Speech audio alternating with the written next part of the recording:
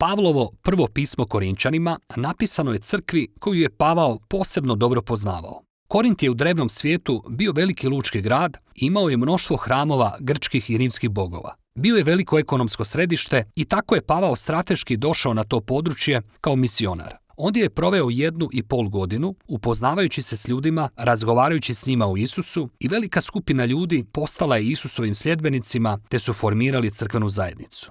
O svemu ovome možete pročitati u 18. poglavlju Djela apostolskih.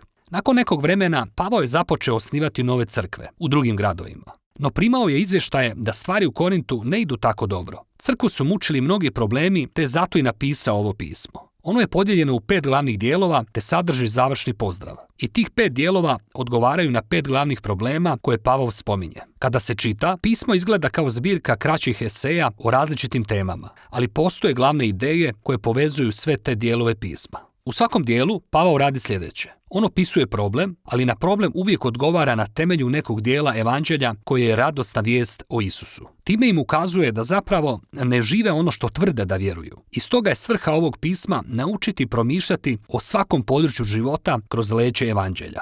Dakle, idemo istražiti i vidjeti kako Pavao to radi. U poglavljima od 1 do 4 problem su određeni razdori u crkvi. Tamo se nalaze neki drugi učitelji koji su došli u grad nakon što je Pavao otišao.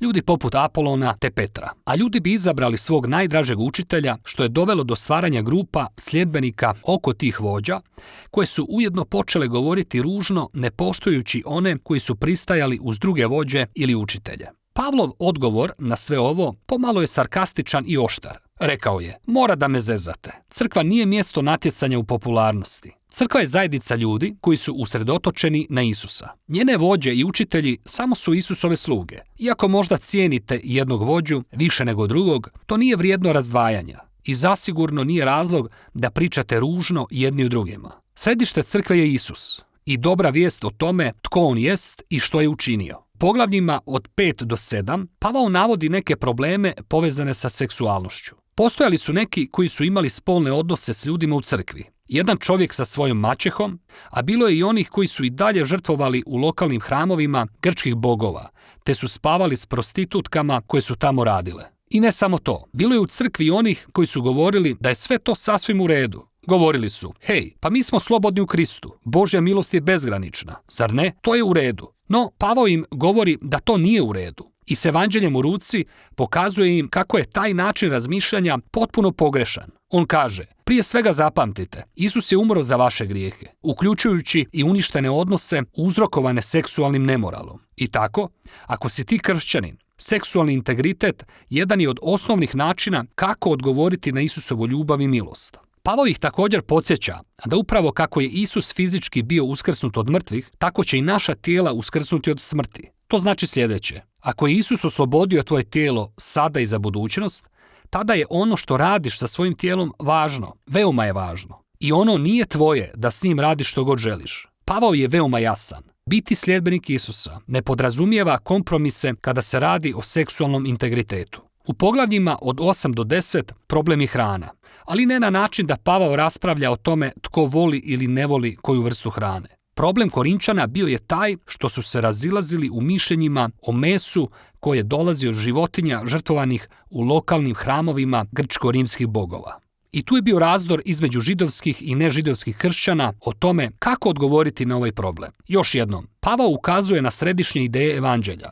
On kaže da naša vjernost prvenstveno i jedino pripada Isusu kao Gospodinu, a ne nekom drugom Bogu. I da, ako se nađeš u situaciji da se ispred tebe nalazi meso koje je žrtvovano drugom Bogu, a okolo su ljudi koji bi mogli vidjeti i pomisliti, gle, kršćani štuju Isusa te mogu istovremeno štovati druge bogove, Pavao kaže da u toj situaciji nije dopušteno jesti to meso. Tvoja vjernost pripada Isusu i trebao bi voljeti druge više nego samoga sebe, a ne ih dovoditi u zabludu. Ali Pavao ovo brzo pojašnjava i kaže, slušajte, kao kršćani mi vjerujemo da je Bog stvoritelj svih stvari, uključujući i životinja. I hramovi idola, kako vjerujemo, samo su komadi drva i kamena. Tako da, ako oko tebe nema nikoga tko bi mogao pogrešno shvatiti vaše postupke, a vi ste gladni, jedite. Slobodni ste kao novi čovjek u Kristu, da slijedite vlastitu savjest u ovakvim vrstama spornih pitanja. Pa što onda određuje je li u nekoj situaciji ispravno jesti, a u drugoj nije? Glavno načelo je ljubav. Ljubav će zanijekati sebe i gledati na dobrobit drugih ljudi. I ljubav, Božja ljubav, u središtu je evanđelja. To je ono što je Isus učinio kada je umro za nas. I zato Pavao kaže da je to ono što kršćani trebaju činiti drugim ljudima. U poglavljima od 11 do 14 Pavao nastavlja govoriti o problemima na njihovim tjednim bogoštovnim sastancima. Postojali su neki ljudi koji su imali zaista moćna duhovna iskustva na sastancima, tako da bi počeli glasno moliti u nepoznatim jezicima. Tamo su bili i drugi ljudi koji bi možda počeli iznositi učenja ili riječi od Boga, no tada bi se neki ustali i počeli ih prekidati, jer su i oni htjeli nešto podijeliti. Sve je to bilo veoma kaotično i ometajuće, posebno za posjetitelje, koji onda nisu mogli čuti evanđelje. Dakle, u ovim poglavljima Pavao im pomaže da prvo razmišljaju o svrsi njihova okupljanja, ne bi li im pomogao uvidjeti kako se primjereno ponašati. On kaže da je sastanak mjesto na kojem bi Božji duh trebao djelovati u svakome od njih. I to bi se trebalo očitovati na ujedinjen način. Tako, on razvija metaforu o crkvi kao ljudskom tijelu. Ono je jedno, ali ima mnoge različite dijelove i svaki dio ima posebnu i značajnu ulogu. On nadalje nastavlja govoriti o mnogim stvarima koje Duh Sveti čini kroz sve te različite ljude za izgradnju crkve. To je ključna fraza u ovim poglavljima. I Pavao zaključuje kako najveća vrijednost na sastancima treba biti koncept koji je središte evanđelja, Božja ljubav. A ljubav je također ključna riječ u ovim poglavljima. Ljubav će primorati svaku osobu na sastanku da koristi svoju ulogu služeći i tražeći dobrobit drugih. Tako, Pavao primjenjuje sve ovo na probleme Korinčana. Neki ljudi misle da je svrha sastanka imati intenzivna duhovna iskustva ili dobiti priliku reći ono što im je na umu.